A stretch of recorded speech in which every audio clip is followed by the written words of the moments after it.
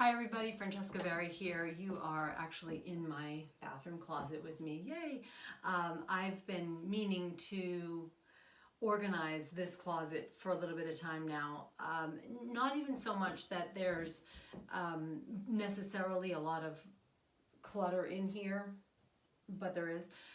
It's just that, you know, when you haven't looked at what's behind the doors and in the drawers in a while, it's just good practice a few times a year to do that. And this is one of those closets that, like any closet for any of you, that if you don't look at it, it just becomes easier to kind of put things. I have some bins in here, just shove some things in. Maybe you got something from somebody, you're not sure what to do with it. You don't make a decision quickly enough and things pile up. But because sometimes in closets we have a little place to put things and then we shut the door, it becomes easier to ignore and not have to address it until it kind of becomes a little disheveled feeling. At least that's what it's feeling for me.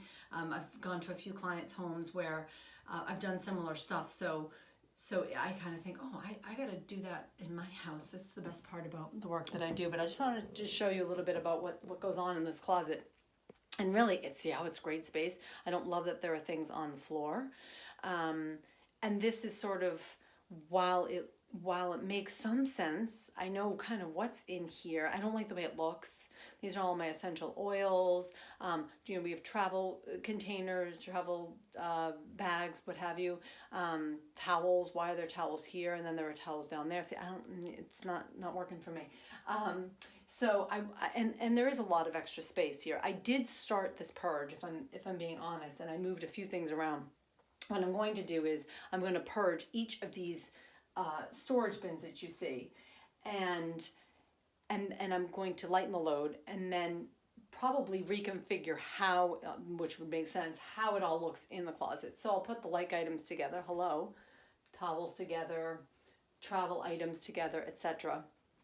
This shelf, where it's eye level, is where I do all my work, except for my makeup, which is in a separate drawer. You know, all my face stuff, my deodorant, my essential oils, my coconut oil that I put on my body. That's just how I get myself ready in the morning. So I kind of open the closet and use this shelf. So this shelf is going to still be similar, because those are the things I'm grabbing all the time. But I'm going to probably shift some things around. I'm going to gain a shelf. I know I'm going to gain a shelf, and that's going to be a beautiful thing. So once I pull things out, purge, lighten the load, make sure all that stuff makes sense, then I'm going to put it all back in a way that makes sense. In a way that makes sense, so that when I open up the closet, I know exactly where everything is. My husband knows where everything is.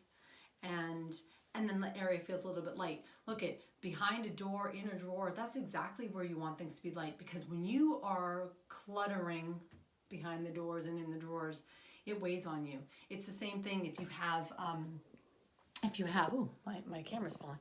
If you have things in your attic, a lot of things in your attic, or a lot of things in your basement, even though they're out of sight, out of mind, you're feeling the weight of that. So that's the whole idea behind this. I'm going to challenge you to find that closet. It could be a linen closet. It could be the coat closet, any closet, even your bedroom closet where your clothes are, kind of looking at maybe one category at a time. This, I'm going to do one shelf at a time, one bin at a time.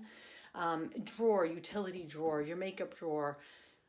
We have so many drawers in the house, right? And again, I know I've been saying this quite a bit this spring, but I really think that when you're organizing, especially organizing yourself, unless you have an organizer to help you, you know, it can be hard, it can be overwhelming, and it feels like I'm not going to get enough done if I don't do the whole house all at once. You can't eat an elephant whole, right? One bite at a time. So this is the way that I want to encourage you to do it. I want you to find those areas, those pockets, so to speak, the drawers, the closets, what have you, where you've accumulated clutter over the past few months, maybe few years, and I want you to kind of lighten the load. So do that and let me know how you do. And I'm going to either show you a video. I'm not sure how this is all going to work because I don't have time today to do it, but I'm going to do it very soon. I'm going to either show you a video, or I'm going to definitely show you some before and after pictures of how this closet's going to look. I can't even wait. Let me know how you do. Hi again, everybody. Francesca Verri here. I'm back in my bathroom and the closet is done. And I have to say it's a thing of beauty. I want to share with you what it looks like and just quickly go over again what I did. You just saw the video of the before.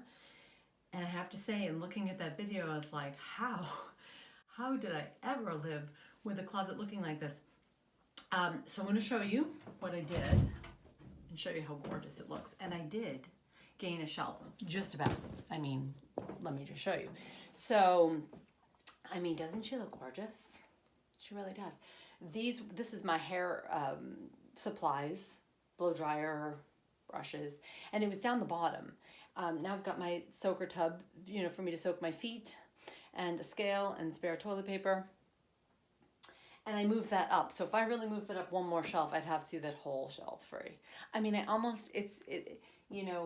it's a little bit ridiculous. This closet is quite big, and I'm blessed, and I know how blessed I am that we have this much closet space. But as you can see, I moved all the towels, which would make sense, in one spot. I actually purged some towels that were in here because, again, what I was telling you before, sometimes we have all this space, and while that can be a blessing, and I know some people don't have any closet space at all, so I know how blessed I am, but sometimes when you have a lot of space, you start to just put things in without regard to whether or not you like them, need them, or are going to use them, because you have the space. So and that can happen to the best of us. So I realized that is happening. You get some extra towels, or someone gave us towels as a gift. We don't use them, so someone else is going to use them. But this is my shelf that I do most of my work, if you will. My essential oils are here. Yay, Young Living. The coconut oil I put on my body, the coconut oil I use to pull. I do oil pulling, my little spoon there, little tablespoon, a few times a week, 10 minutes, swish it around. Good for detoxifying. This is all my, face products and the like that I use all the time. So this shelf is sort of the active shelf. That's why it's in the good real estate, in my eyesight, in my reach, versus the bad real estate, things that are down a little bit lower, up high. Those are all our travel cases. And I contained the items, and if you remember, I had some bins. I purged them and contained them. So these are sort of the backups to this stuff right here. And it's appropriate in here because it's stuff that I'm using in here. And yeah, so that's what I did.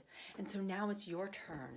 Now I want you to find the closet in your house. It could be a drawer even. I've told you, closets or drawers. We store things behind doors and in drawers appropriately, hopefully, but sometimes it gets cluttered. So if you don't look at it a few times a year at the least, maybe every few months, just to sort of make sure that your systems are set, that you haven't taken in more than you need, like, or use. And so lighten the load a bit. Lighten the load a bit, and take a picture. Show me some before and after pictures. I'd like to see how you're doing. Ask me questions if you have them. I want to help. So let me know how you do, and I'll be back with more.